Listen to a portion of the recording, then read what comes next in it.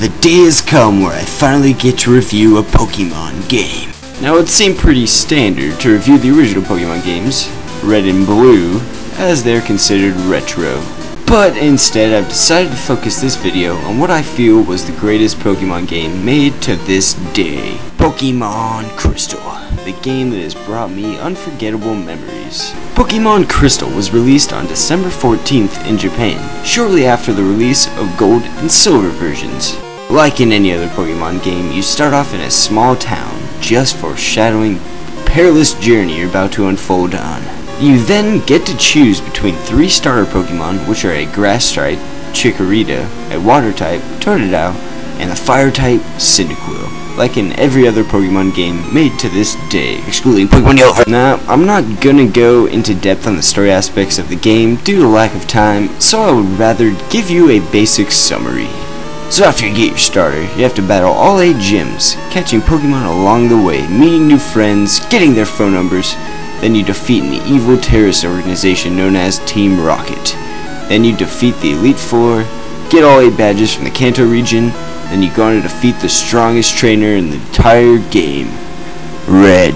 Now that you know the basic plot, let's look at what Crystal improved on when compared to the previous generation. In Crystal, the first thing you'll notice is that, wait, Pokemon can move? Yes, it's true. Crystal was the first game that implemented moving sprite animations, which may sound like a small addition to some, but it's actually a very large addition to the game that makes you feel that much more immersed. Another thing that Crystal had was a new side story, the Suicune story. In Gold and Silver, the Pokemon Suicune didn't really have a story, other than being a roving legendary dog. But when Crystal came around, they created a story for this legendary Pokemon and implemented it into this game. Another feature of Crystal was the updated graphics and the version exclusive Pokemon.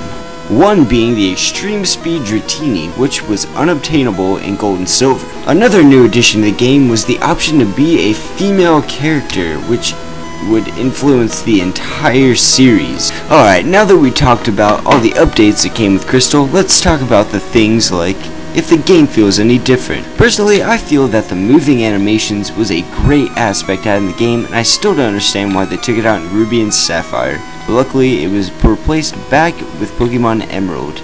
But put away the fancy animations, new side quests, and exclusive Pokemon, what do you got? You got yourself a Pokemon Gold with girls.